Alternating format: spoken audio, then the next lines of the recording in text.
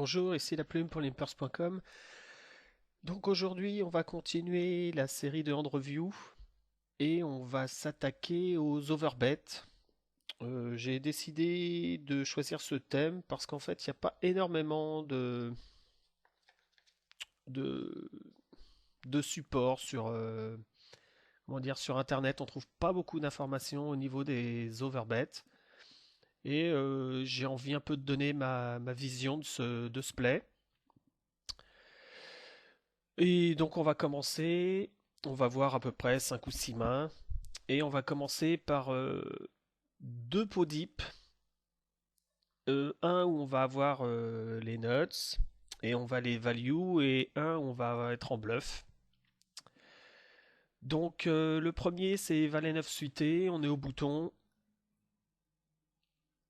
donc on open, et on se fait 4 bêtes, 3 bêtes pardon, par un joueur régulier du site, euh, plutôt agressif, qui est à 9-10% de 3 bêtes et voire plus à des moments. On est deep, donc là je vais défendre énormément, puisqu'on va pouvoir après avec la position faire pas mal de choses. Donc je défends. Je trouve un flop plutôt énorme. J'ai des tirages de partout. Donc il va continuation bet. Là je pourrais soit raise tout de suite, puisqu'en général, je vais me retrouver, si on part à tapis, avec une bonne équité. Mais comme on est deep, je suis pas sûr qu'on va partir à tapis direct avec, par exemple, si la paire d'as, là où j'aurai la meilleure équité. Je suis pas sûr qu'on parte à tapis et ça se trouve, je vais juste isoler les mains hyper fortes, type 7 de dame ou 7 de 10. Et là, j'ai une moins bonne équité, on est deep. De toute façon, j'ai la position, donc je préfère coller. euh, et à viser turn, je peux pouvoir faire pas mal de play turn intéressants. Bon, je touche ma quinte, et j'ai envie de dire que je touche celle qui est idéale, puisque au niveau de la couleur, ça serait un peu grillé. Au niveau de la quinte, avec un roi, évidemment, qui me mettrait un peu plus sur des mains de type As-Valet. Là, ici, le 8 est vraiment très bon. Et donc, il double barrel. Donc là, j'ai encore le choix, soit de raise tout de suite, soit de just call pour complètement déguiser ma main, puisque dans un pot 3 bêtes aussi deep, souvent quand on va avoir les nuts, on va avoir tendance à vouloir build le pot. Mais j'estime ici que si je raise, je vais montrer énormément de force quand même. Et c'est un joueur assez agressif qui est capable par moment de 3 barrels tout seul, As-As dans certains spots, même deep, et qui a du mal en fait après river sur un raise. S'il ne le comprend pas, il va avoir du mal à lâcher. Et je pense que là, si je raise ici, je pense quand même lui faire lâcher beaucoup, beaucoup de sa range. Donc je décide en fait de prendre la ligne, de déguiser ma main, c'est-à-dire de la just call. Et là, il décide de check, malheureusement. Donc, au niveau du plan pour le raise river, ça va pas être possible. Mais je me retrouve dans une situation hyper intéressante où là, maintenant, si je me mets à bet, que ça soit 3 quarts pot ou en overbet, euh, il va pas trop comprendre ma main puisque j'ai just call sur un flop très drawy 2 fois. Et donc, a priori, si j'avais une bonne main, j'aurais certainement, comme on dit, protégé, j'aurais value plutôt. Et donc, je vais profiter un peu du fait qu'il va être incapable, a priori, de lire ma main par rapport à la ligne que j'ai prise pour la value. Donc, c'est là où je veux en venir en fait pour les overbets. Les overbets en value sont très intéressants à faire à partir du moment où vous ne représentez pas du tout la force de votre main. c'est-à-dire qu'il y a quelque chose qui va pas dans la main, notamment ici, puisque je n'ai pas protégé ma main. Et on comprend plus. J'ai une main qui, voilà, qui a l'air assez moyenne, et d'un seul coup, c'est une main très forte sur une blanque. Et c'est dans ces cas-là qu'on va pouvoir overbet. Donc vous allez avoir plein de spots où vous allez avoir des choses, peut-être backdoor qui vont sortir. Pourquoi pas, vous allez avoir un set qui va sortir river un peu chanceusement.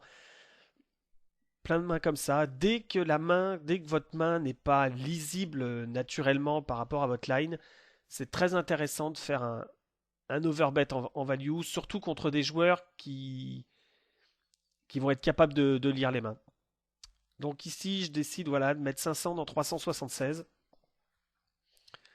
Et là, bon, voilà, s'il avait double barrel, c'est As-Roi, plein de mains à tirage qu'il n'a pas hit, de toute façon, que je mette 200 ou 500, ça change pas grand-chose. Par contre, toutes ces mains du type As-Dame, As-As, Roi-Roi, Dame-Dame, non, Dame-Dame 10-10, ils auraient 3 barrels de toute façon. Donc là, ici, il a As-Dame, As-As, Roi-Roi très souvent, et des bluffs. Je pense qu'il va avoir beaucoup de mal à lâcher parce qu'il va pas comprendre cette ligne. Et donc naturellement il call, il a paire d'as. Et donc je pense quand même que la ligne, j'aime vraiment bien cette ligne avec l'overbet river, euh, qui en fait représente moins de force que si j'avais raise turn. Si j'avais raise turn, ça aurait vraiment pu présenter beaucoup de force. On est 200 bébés deep. Il peut se dire que c'est peut-être pas le bon moment pour Gobrock avec ses as. Alors qu'avec avec cette line que j'ai faite, il comprend absolument pas ce qui se passe. Et, euh, et donc il peut pas s'empêcher de coller. Donc voilà, la value, n'oubliez pas, les overbets pour value, c'est vraiment très intéressant de les faire quand vous n'avez pas joué une ligne naturelle. Voilà, que vous ayez chaté, turn ou river, ou pas, peu importe. C'est pas la ligne qui représente votre main et donc vous pouvez en profiter. Maintenant, on va voir pareil un pot deep mais en bluff. Et c'est intéressant parce que ce coup-là, je peux revenir avec. Non, de toute façon, on voit pas les pseudos. Ce coup-là est intéressant parce qu'il se passe à peu près 5 minutes à peine après ma value. Le joueur que je vais rencontrer était à la table et évidemment, quand il y a des pots avec des gros overbets, des gros pots qui se passent à la table, tous les joueurs réguliers ont été voir dans l'historique ce qui s'est passé, donc je suis quasiment sûr qu'il a vu ma main. Donc on va démarrer. J'ai à suite de carreau. Je suis 3 bêtes, donc pareil, par un régulier du site. C'est pas le même que tout à l'heure, mais il était à la table. Et là, je vais défendre pareil, assez large. On est deep. Donc il n'y a aucune raison de ne pas le faire. J'ai la position. Donc là, c'est un flop en fait hyper drawy. Donc, quand il double barrel ici, assez généralement, il a une main. Il va être rarement en bluff total. Il a très souvent quelque chose quand même, puisque le flop est assez horrible pour lui, surtout hors position. Et moi, je vais pouvoir coller, en fait, je vais coller ici, tout simplement parce que je vais pouvoir bluffer énormément de cartes au niveau de la turn. Je vais pouvoir float beaucoup de cartes et double barrel. Ça va, il va vraiment être embêté si par exemple il a réellement un gros jeu du type As, Roi, Roi, Dame, Dame. Il va pas trop savoir quoi faire, ça va être très difficile pour lui. S'il a une main du type As, Roi, As, Dame et qui veut bluffer, je vais pouvoir à viser turn voir ce que je peux faire et essayer peut-être de le contre-bluff. Donc je colle, sort un trèfle, ce qui est une des cartes que j'attendais pour pouvoir bluffer. Et pouvoir float aussi, pas forcément toujours vouloir bluffer sa paire d'as, sa paire de roi. Il a aussi pas mal de flottes. Moi, j'ai pas mal de flottes que je peux faire contre ses mains faibles, pardon. Donc il check. Et bon, bah là, je vais prendre naturellement ma ligne de flotte pour lui faire fold, voilà, tous ses bluffs. Tous ses As-Roi, As-Dame, As-Valet. Maintenant, il colle, donc clairement, il n'a pas aimé la turn. Ça, c'est sûr. Sinon, il l'aurait double barrel. Donc là, maintenant, il a une main faite. Parce que s'il avait As-Roi, As-Dame avec un trèfle, il aurait très certainement double barrel. Puisqu'il, voilà, en semi-bluff. Ici, quand il check call, il a une main certainement faite. Et peut-être même un redraw à trèfle. Donc ça peut être, pourquoi pas, euh, on va dire As-As, Roi-Roi avec un trèfle, Dame-Dame avec un trèfle, pourquoi pas As-10 avec l'As de trèfle. Pas sûr qu'il le double barrel aussi deep et qu'il préfère juste prendre la ligne pour attraper mes flottes. Arrive la doublette du 10 river. Alors ici, ce qui est intéressant, c'est que justement les doublettes sont pas des super cartes à bluff. Mais il y a un moment donné, sur les boards, ici, il y a des quintes, il y a maintenant des trips de 10, il y a des fulls, il y a des flushs. J'ai vraiment beaucoup de mains possibles dans ma range. Et lui, il est assez capé, c'est-à-dire que, alors, il est capé pour moi As-As, Roi-Roi, Dame-Dame avec un trèfle. Quelques As-10 avec un As de trèfle, comme je l'ai dit, mais vu qu'il y a la doublette du 10, il en a encore moins. Donc clairement, ici, il a certainement une overpair assez souvent. Et donc, si je prends tous les éléments, c'est-à-dire toutes les mains que je peux avoir, ici, moi, je peux avoir plein de nuts. Or, des nuts dans les pots 3 bêtes, c'est-à-dire que si j'ai flush ici, c'est clairement les nuts. Si j'ai un 10 en main, c'est clairement les nuts aussi. Puisque s'il avait eu la flush ou un full, il l'aurait jamais joué comme ça. Donc j'ai plein de nuts. Je ne vais pas les répéter. Et lui, il les a pas. Lui, il est capé, a certainement une overpair avec un trèfle. Et si on rajoute à ça qu'il y a 3-4 minutes, j'ai fait un overbet du même style, avec les nuts, et qu'il l'a vu, je peux en profiter. Et d'ailleurs, c'est pour ça que vous allez voir que je remets exactement la même somme que tout à l'heure. Le pot au milieu est à peu près semblable. Je remets 500 euh, exprès parce que ça fait beaucoup de, de choses qui sont faites pour que j'ai les nuts, quoi. Ma mise en overbet, s'il l'a vu, il sait que j'avais les nuts. Ma range, tout simplement, qui est bourrée de nuts ici. Et moi, je sais qu'il a une range assez capée et que ça va être très difficile pour lui de call river. Et donc, je prends le spot d'overbet. Alors ici, j'overbet, on peut se dire, mais pourquoi tu overbet et pourquoi tu mets pas 250, 290? Parce que je pense que justement, il peut clairement faire un hero call sur une somme normale.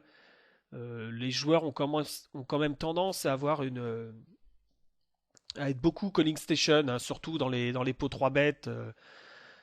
On va pas lâcher beaucoup les overpairs. Donc tout simplement, pardon, j'en profite pour augmenter ma fold equity avec l'image que j'ai et tout ce qui s'est passé avant. Et donc il va tanker un petit peu et fold.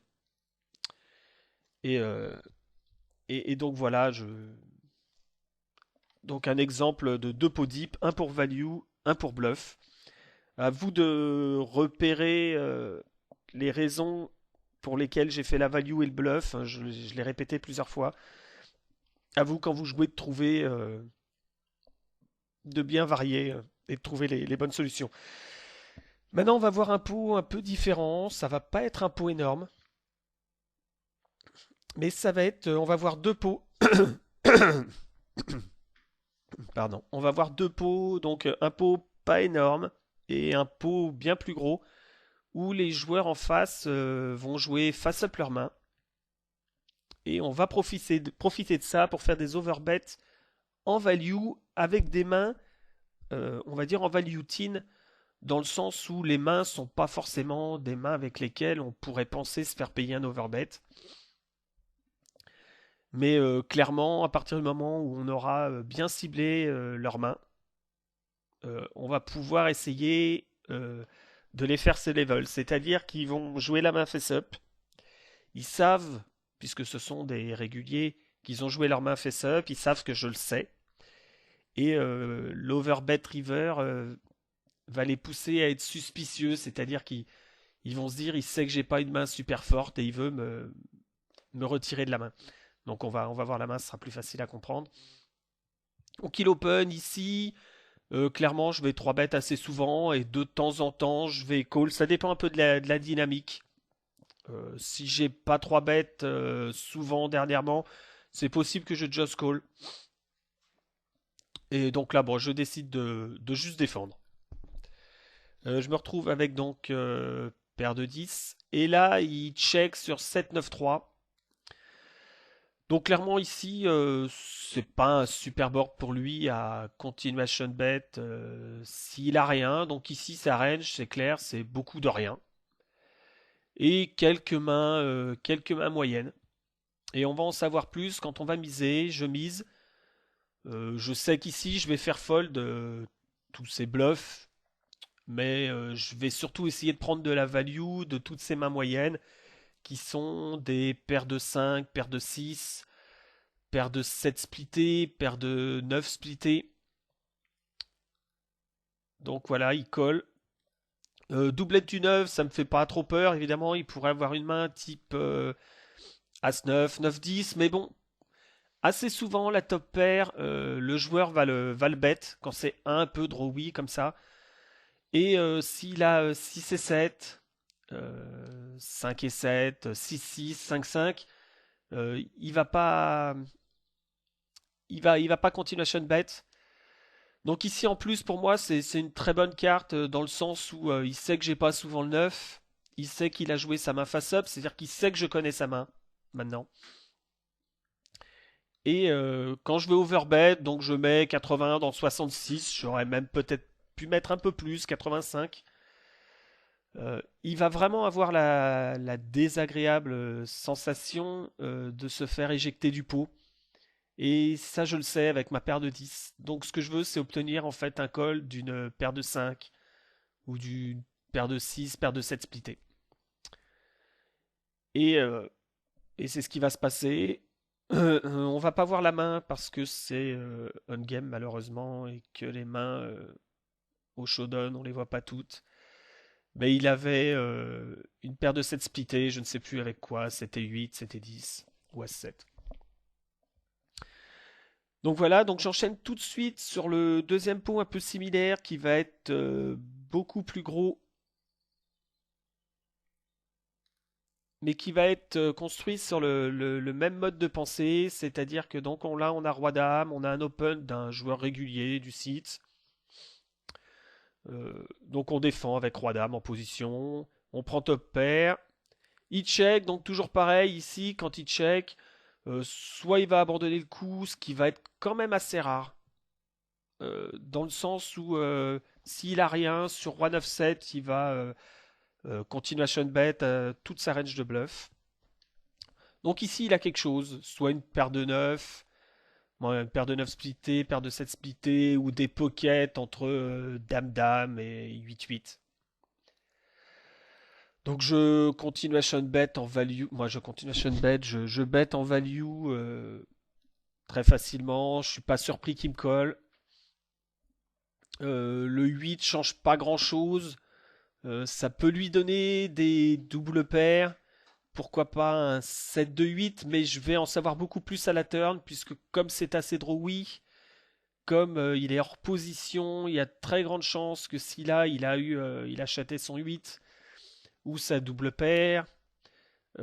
Clairement, il va me le faire savoir à la turn, et il va raise à la turn en fait toutes ses grosses mains. Euh, donc à partir du moment où il me colle ici, je suis sûr qu'il a une paire de 9 splittée, paire de 7 peut-être, et clairement toutes les paires, on va dire paire de dames à paire de 10. Et il veut encore coller, il pense que j'essaye de loot play parce qu'il a joué un peu sa main face-up.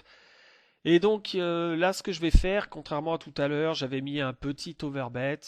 Là, dans le même principe, je vais mettre un gros overbet, euh, presque le double du pot, parce que je suis sûr à 99% que je suis devant sa main. Et que là, il va se sentir un peu comme la main d'avant, expulsé du pot. C'est-à-dire qu'il va se dire, voilà, en fait, sa réflexion, c'est je joue face up ma main, donc ce joueur-là, en parlant de moi, sait que j'ai une main, mais qu'elle n'est pas très forte, et il va mettre 152 dans un pot de 90, et là, il comprend plus.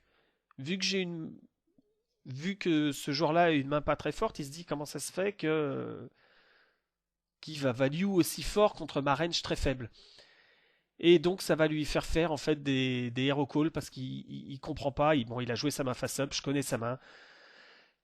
Et il va vraiment se sentir own, comme on dit. Il a vraiment l'impression que je vais essayer de le sortir de la main. Et ça rajoute. C'est-à-dire qu'en fait, si je bet 70, il pourrait plus facilement fold parce qu'il se sentirait un peu value qu'un overbet où là, il va pas se sentir value, il va se sentir avec sa range très faible. euh, et il sait que je sais que sa range est faible, il va se dire ok, il met 152, c'est pour me virer du pot parce que j'ai joué ma main face up. Et donc je suis pas surpris, il colle, on verra pas la main, il a un 9 en fait en main. Je sais plus laquelle, genre 9-10 ou As-9. Et voilà, ce que j'ai raconté, c'est passé. Donc essayez de trouver ces spots d'overbet en value, tin, on va dire entre parenthèses. Je pourrais même peut-être value ici. Je sais pas si je pourrais le faire avec une paire de 10 parce qu'il a peut-être aussi des paires de dames, paires de valets, peut-être des quelques rois faibles. Quelques rois faibles qu'il n'aurait pas continuation bet, c'est possible aussi. Mais clairement, quand vous arrivez à voir la main de votre adversaire, elle est face-up, c'est bon de temps en temps de faire un bon overbet, histoire de lui faire comprendre que vous voulez qu'il s'en aille de la main. Alors, en fait, que c'est pas le cas, hein, mais c'est comme ça qu'il va voir votre bet. Donc là, maintenant, on va passer à un overbet un peu plus particulier, vraiment player dépendante, comme on dit, et pour mettre de la dynamique. Clairement, donc on a As-Dame, on va dérouler le coup et je vais vous expliquer. Et donc je suis TG avec As-Dame. C'est défendu par un régulier, pas de la limite, c'est-à-dire un joueur, là on voit en plus, c'est marqué ABC, c'est marrant. Un joueur ABC qui vient pas jouer souvent à cette limite, euh, donc qui va être assez weak, euh, assez facile à lire. C'est comme tous les joueurs qui ont tendance un peu à monter de limite. Attention, ils ont tendance à se level, donc faut vraiment bien choisir ses spots. Mais aussi, toujours pareil, au niveau de la turn, hors position, ils vont quasiment jamais jouer bizarrement des grosses mains. C'est-à-dire qu'une fois qu'on aura joué la turn, on saura clairement s'ils ont une main moyenne ou une grosse main, puisqu'ils vont tout de suite value les grosses mains. Euh, et pas faire trop de lignes un peu bizarres, parce que de toute façon, ils viennent pas jouer souvent. Ils sont là certainement, un peu comme nous, hein, parce qu'il y a un joueur assez faible à la table, il tente un shoot et il vient. Et donc, ça va être intéressant de placer quelques overbets.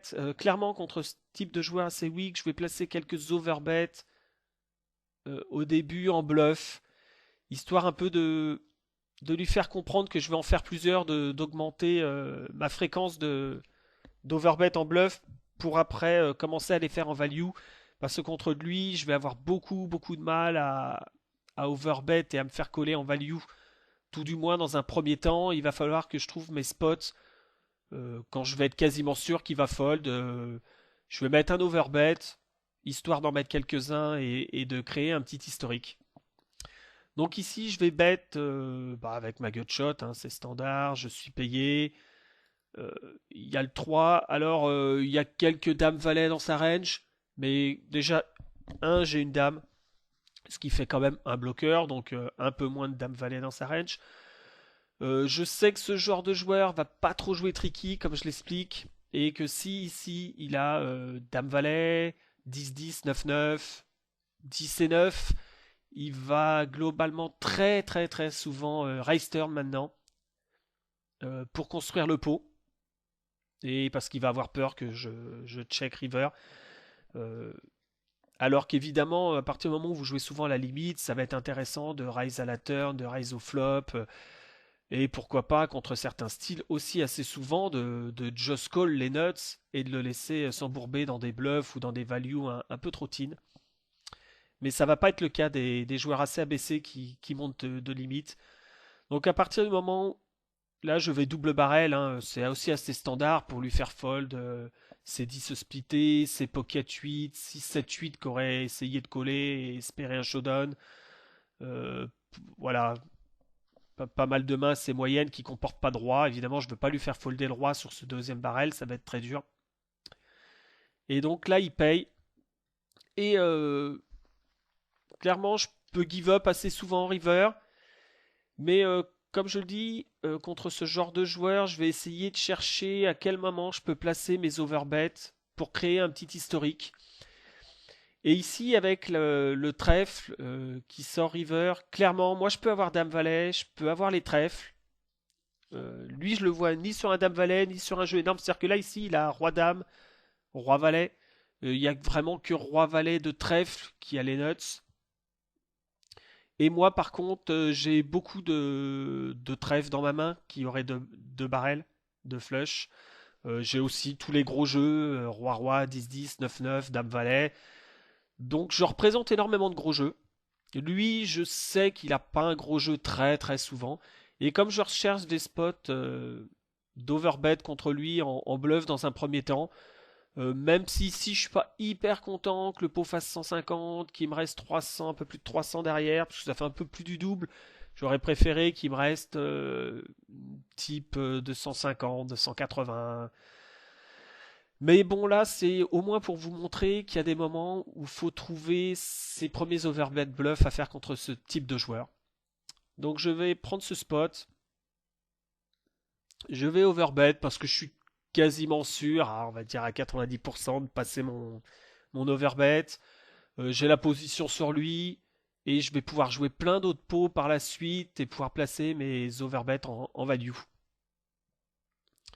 Donc je décide de prendre ce spot et là ici il va voir avec sa main roi dame, roi valet, ça va vraiment lui demander un gros hero call à partir du moment où on le voit très peu à la limite, qu'on le voit souvent en dessous et peu ici. Clairement on sait que sans être méchant et dire que c'est un joueur weak, c'est aussi un peu tous notre tendance quand on monte de limite. On va quand même avoir du mal à faire des hero calls, encore plus sur des overbets, c'est jamais évident. Donc là en fait le but de cet overbet, c'est de créer une dynamique contre le joueur assez weak qui va avoir du mal à payer des overbets pour plus tard un peu lui faire tourner la tête, comme on dit, commencer à mettre des overbets en bluff, un ou deux, et puis après commencer à faire des values, commencer à le chercher en fait, à le faire un peu sortir de sa dynamique quick, je vais dire, de jouer des petits pots tranquilles. Voilà, on va essayer de le déranger et d'être assez pénible à jouer, on va dire. Voilà, donc j'ai essayé un peu là pour le moment de vous montrer, hein, je vous ai montré des pots deep avec des values, des bluffs. Je vous ai montré deux pots où on profite de la main face-up de notre adversaire et on peut faire des overbet value un peu plus teen. Je vous ai montré comment on peut profiter d'un joueur weak et essayer de mettre une dynamique en place pour pouvoir un peu le faire sortir de ses gonds. Parce que clairement, si je reviens sur cette main-là, euh, je peux le faire en value ici contre un joueur récréatif, contre un joueur CS qui va, qui va avoir du mal à lâcher ses mains. Donc c'est vraiment player dépendante, les overbets. C'est pas juste ce qu'il y a au niveau du board. Je peux faire des overbets en value avec le même board, mais en value et en bluff, suivant le joueur contre qui je joue, suivant la dynamique, suivant ce qu'il m'a vu faire. Donc c'est pour ça que voilà, il faut absolument jouer avec tout ça et que vous allez de toute façon difficilement lisible parce que c'est pas seulement les cartes visibles pour tout le monde qui vont jouer dans le fait que vous allez être en value ou en bluff ou en bluff teen. Et je vais vous montrer une dernière main qui va être intéressante. J'ai évidemment hésité à la montrer puisque c'est une main sur laquelle j'ai pas mal travaillé, j'ai pas mal discuté, mais c'est aussi pour vous montrer la manière dont vous pouvez travailler vos overbets, euh, c'est-à-dire que vous tentez des overbets. Comme tout le monde, on peut faire des erreurs, choisir des mauvais spots, c'est pas grave. Ce qui compte, c'est de discuter après de la main, et donc on va voir comment on peut discuter de la main et voir ce qu'il faut voir pour les overbets. Donc j'open As-4 suité UTG, donc ouverture standard, défendu par un joueur régulier de la limite qui défend un peu trop de mains. On le voit ici, il a à peu près 7% de différence entre son PFR et son VPIP. Donc globalement, il défend un peu trop de mains, certainement hors position. Donc ici, je fais un continuation bet standard. Il va check. Je vais décider ici, en plus avec ma gutshot, de double barrel.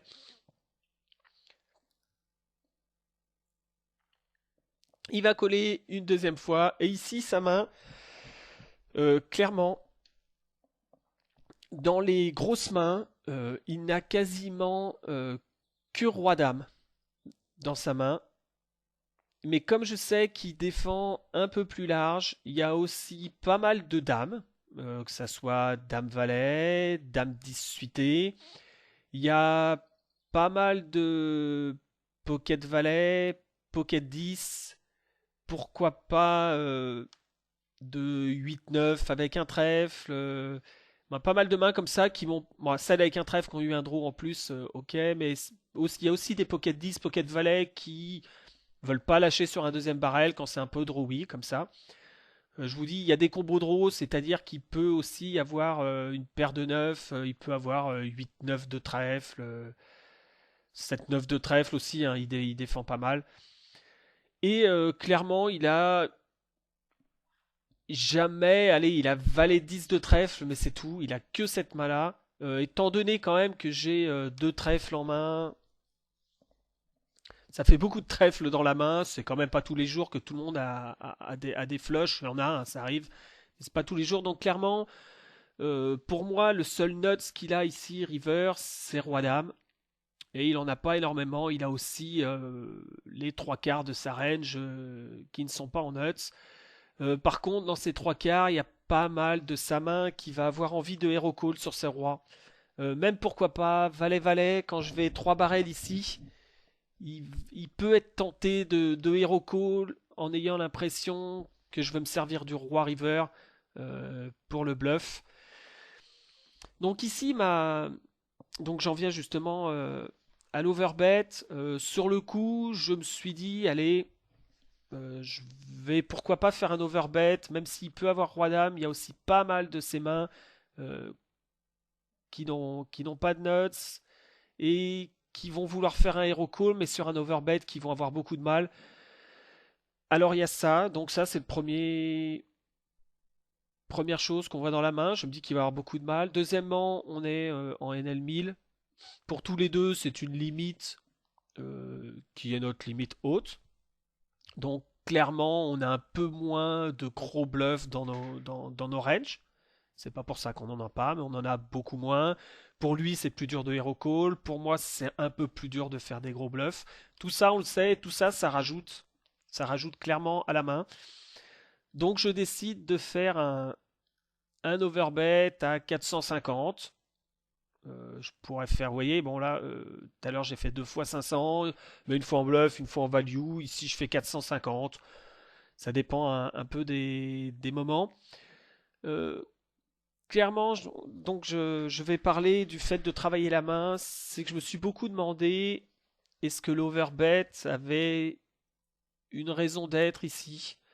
Donc à vous de faire des overbets, de reprendre les mains, pourquoi pas de discuter avec vos potes, et de savoir ici euh, la différence entre le fait de miser 450 et le fait de miser, pourquoi pas, 300, 275. Euh, à vous de discuter et de peser le pour et le contre. Dans le pour, je viens de vous le dire, je vais avoir un peu moins de bluff que normal. Il a beaucoup de mains qui sont assez faibles, à part Roi-Dame, et il a qu'un seul combo de Valet 10, alors que moi, je peux clairement l'avoir. Je peux clairement aussi avoir Roi-Dame, je peux avoir des 7.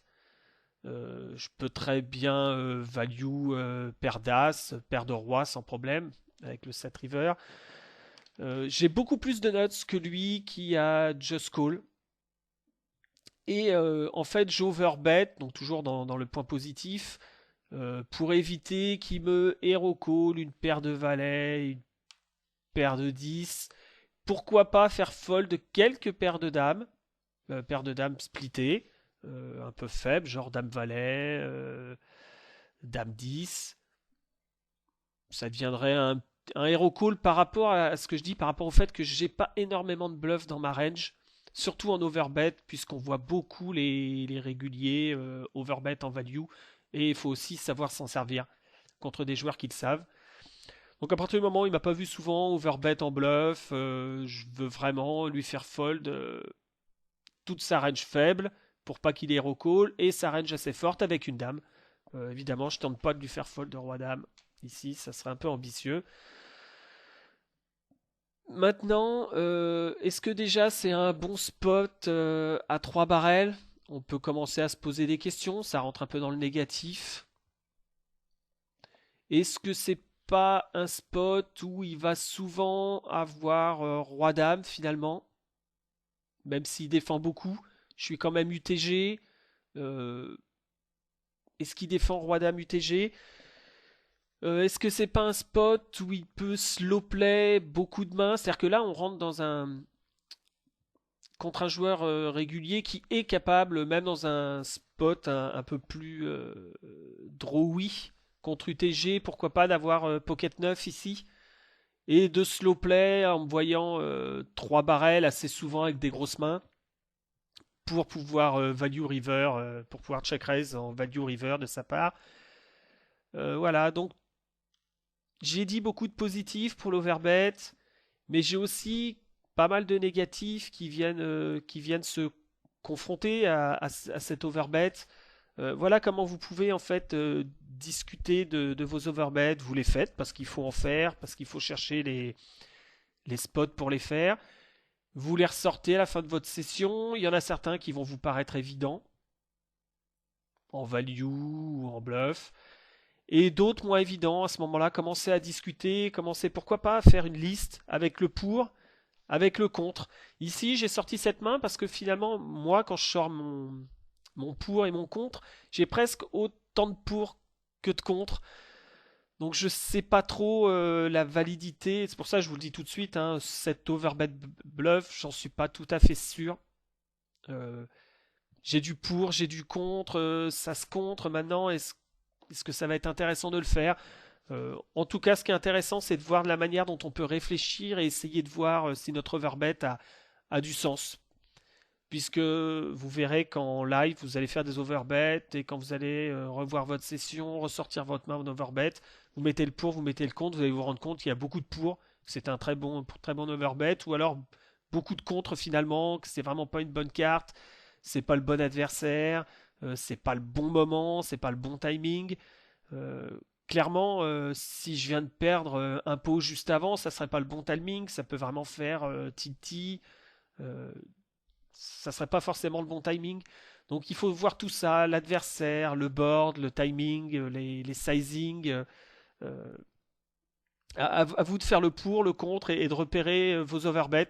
C'est encore plus important que tous les autres plays, dans le sens où vous allez sur Internet rien trouver pour vous aider à savoir comment faire vos overbets. Il n'y a vraiment pas grand-chose sur Internet qui tourne là-dessus. Euh, donc à vous de travailler tout seul cette technique. Ça vous permettra de rebondir d'ailleurs, à vous de travailler d'autres techniques tout seul, à vous de découvrir pourquoi pas des techniques. Donc à vous de réfléchir tout simplement à votre manière de jouer et essentiellement sur l'overbet. Je pense que c'est quelque chose qui va se faire assez souvent en river. Il y a une partie d'overbet turn à faire. J'en parle pas pour le moment. Euh, c'est encore des choses sur lesquelles je travaille. Mais l'overbet river est clairement, c'est souvent des gros pots. Donc il y a beaucoup, ça va jouer beaucoup sur votre win rate. Entre se faire payer, je vous ai montré tout à l'heure, des overbet teen, vous allez gagner une cave entière avec une main pas spécialement légitime à gagner une cave entière. Ou vous allez ici, je vais prendre 346 en NL1000, ce qui n'est pas négligeable. Et donc ça va beaucoup influencer votre win rate. Tout ce qui se passe river de toute façon influence énormément votre win rate, puisque les pots sont décuplés par rapport à tout ce qui va se passer turn, qui va influencer votre win rate, mais à une moindre mesure. Voilà, on va s'arrêter ici pour l'overbet. À vous de réfléchir, pourquoi pas de poster ce que vous pensez de cet overbet. On peut continuer à en discuter, il n'y a pas de souci, ça serait intéressant. Je vais vous souhaiter bonne chance aux tables et puis on se retrouve pour de prochaines vidéos. Allez, au revoir.